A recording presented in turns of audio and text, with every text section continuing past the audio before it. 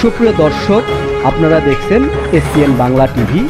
দেখুন ও সাবস্ক্রাইব করুন SPN Bangla TV, দেশ ও মানুষের কথা বলে। শুনেছিলাম যে লাহোরে তিনি প্রস্তাব দিয়েছিলেন স্টেটস দুটো মুসলমানদের জন্য রাষ্ট্র হবে। আলহামদুলিল্লাহ 52 ভাষা আন্দোলন এখানে সাক্ষী বসে আছেন। 71-এর মহান মুক্তিযুদ্ধ শহীদ জিয়ার অনেকেই সৈনিক আমি শুনতে পাচ্ছি। আমরাও কম বেশি চেষ্টা করেছি যে কি করে ঘরে ঘরে আন্দোলনের ডাক পৌঁছে দেওয়া যায়। 71-এ জেলের তালা ভাঙবো, তখন মুজিবের নামে আমরা 69 বলেছি। তার কন্যা তাকে তৃতীয়বার কবর দিয়েছে, মুজিবের নাম মুছে দিয়েছে। অথচ মুজিব ছিলেন এই শেরে বাংলা একে ফজলুল হক, গণতন্ত্রের প্রবক্তা, যাকে বলা হয় শহীদ সোহরাওয়ার্দী তার শিষ্য। বাবাকে যে কন্যা এবং পুত্রেরা কিভাবে মাটিতে দ্বিতীয়বার তৃতীয়বার কবর দিতে পারে, এটা নিদর্শন মধ্যে বাংলাদেশেই আছে।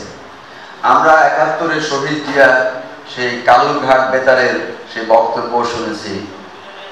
আমরা on behalf of our great leader declare the independence of Bangladesh. আমরা 2রা মার্চে বটতলায় যখন পতাকা উত্তোলন করা হয়েছে, আসম আব্দুলও এখনো জীবিত আছেন, শাহজাহান সিরাজ, আব্দুল কুদ্দুস মাখন, সেখানে আমরাও বটতলায় হাজির ছিলাম ছাত্র হিসাবে। আমার এখানে মঞ্চে আছেন একজন সূর্য সেনের সূর্য সন্তান, আমিও সেই সূর্য সেনেরই ছাত্র।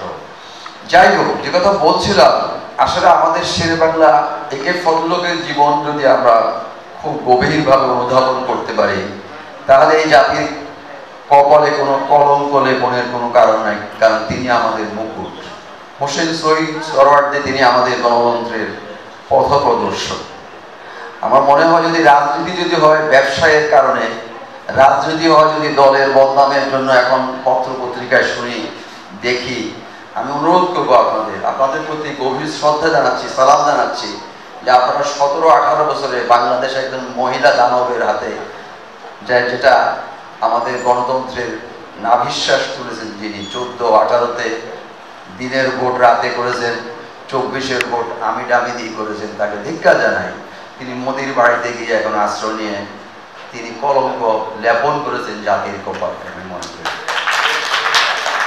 আমরা জিয়ার সততাকে নিয়ে যদি আপনারা যদি বেঁচে থাকি, সত্যি সত্যি যদি দলকে বাঁচিয়ে রাখতে চান, এই যে নানা রকমের প্রশ্ন তোলা হচ্ছে নানা দল থেকে, ছোট বড়, আমি সবাইকে অনুরোধ করব শেরে বাংলার পথ অনুসরণ করে আসুন।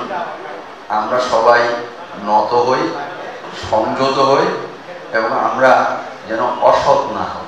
আমরা যদি অসৎ না হই, তাহলে শেরে বাংলা সারা জীবন আমাদের মাঝে বেঁচে থাকবে। 3 নেতার মাজারের পাশ দিয়ে যখন যায়, গভীর শ্রদ্ধায় বুক ভরে যায়। আজকের অনুষ্ঠান তো সরকারি উদ্যোগেও অবস্থিত সোহরাওয়ার্দী উদ্যানে, যেখানে নোবেল বিজয়ী ডক্টর ইউনূস থাকতে পারতেন প্রধান অতিথি বা বক্তা হিসেবে, আমি ছাড়া। আমাদের এই কৃপণতা কেন? যাদের যে অবদান, এই যে আব্দুল গফফার চৌধুরী লিখে গিয়েছেন আমার ভাইয়ের রক্তে রাঙানো 21শে ফেব্রুয়ারি, আলতাফ মাহমুদ সুরকার ছিলেন, তাই তাকে জীবন দিতে হয়েছে।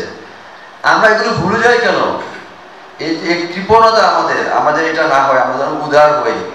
এবং আমরা অনুমান করছি, আশা করছি অনেকেই হয়তো যে সংখ্যাগরিষ্ঠ আসনে দেশপ্রেমিক এই বিএনপির নেতা নেত্রীরা জয়ী হবেন, তো আপনারা যেন ওই দানবের পথ অনুসরণ না করেন, এটাই আপনাদের কাছে আমি করজোড়ে অনুরোধ করছি।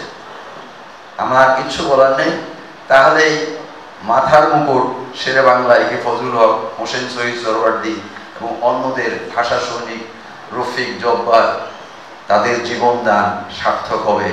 আর এই যে এখন স্লোগান হচ্ছে আবু সাইদ, ওয়াসিম এবং মুগ্ধ, যুদ্ধ শেষ হয় নাই বলা হচ্ছে। তাহলে আমরা যেন আরেকটা বিপদ ডেকে না আনি অসৎভাবে।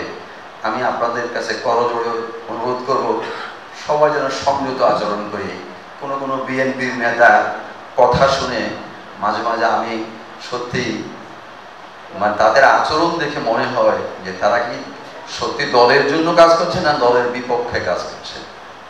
আমার সৌভাগ্য হয়েছে আমি জিয়ার ছোট ভাই আমার সহকর্মী ছিলেন দীর্ঘদিনের আহমেদ কামাল, বছর 2 আগে মারা গিয়েছে। একসঙ্গে কাজ করেছি আমরা। অনেক প্রলোভন দেওয়া হয়েছে তাকে, জিয়ার ছোট ভাইকে। সততা কোন পর্যায়ে? পারিবারিক সততা। শেখ হাসিনার পক্ষ থেকে দূত পাঠানো হয়েছে, তুমি বগুড়া থেকে ইলেকশন করো, যায়নি। এরশাদের পক্ষ থেকে জামাল উদ্দিনকে পাঠানো হয়েছে, যিনি উপপ্রধানমন্ত্রী ছিলেন, আমি সাক্ষী। আমাকে জিজ্ঞেস করছে, বন্ধু তুমি কি বলো? আমি বললাম যে যদি রাজনীতি করার ইচ্ছে থাকে তাহলে মাঠে নামাও, আর যদি ভাইয়ের নাম, ভাবির নাম, বেগম খালেদা জিয়ার নাম যদি আপসীর নেত্রী হিসেবে ধরে রাখতে হয় তাহলে যাবে না। সে যায়নি, মৃত্যুবরণ করেছে, শুধু ম্যাচে থেকে খেয়েছে। কাজের লোক রান্না করে দিয়ে যেত, এবং এক রাত তার ঝুলেছিল, একদিন কাপড়ের মধ্যে তার হাত সারা রাত ঝুলেছিল। পুলিশ এসে পরদিন দরজা ভেঙে গেল। এই হলো জিয়ার আদর্শ। আমি অনুরোধ করব, যেহেতু জিয়ার নাম উচ্চারিত হয়েছে, এই জন্য আমি বেশি করে বলছি, শেরে বাংলাও আমাদের মাথার মুকুট, সরওয়ার্দী আমাদের মাথার মুকুট। মুজিব ভাইকে কবরে পৌঁছে দিয়েছে তার মেয়ে, আমাদের কিচ্ছু করার নেই।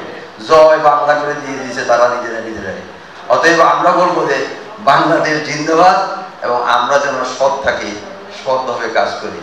আমার আসলে এখানে বক্তব্য দেওয়ার মতো আমার এত গুণাবলী নেই। আমি ছাত্রদের পড়ায় পর্যটন বিষয়ে শিক্ষা দেই। আমি মনে করি সারা পৃথিবীতে বাংলাদেশ সহ যদি পর্যটন শিল্পের বিকাশ হয়, তাহলে ইরান আর ইসরায়েলের যুদ্ধ থেমে যাবে। ট্রাম্প আর বাটপারি করতে পারবে না। দোয়া করি যেন সারা বিশ্বে পর্যটন শান্তির আবহাওয়া সৃষ্টি করে। আপনাদের দোয়া কামনা করছি। অশেষ ধন্যবাদ সবাইকে আমার বক্তব্য।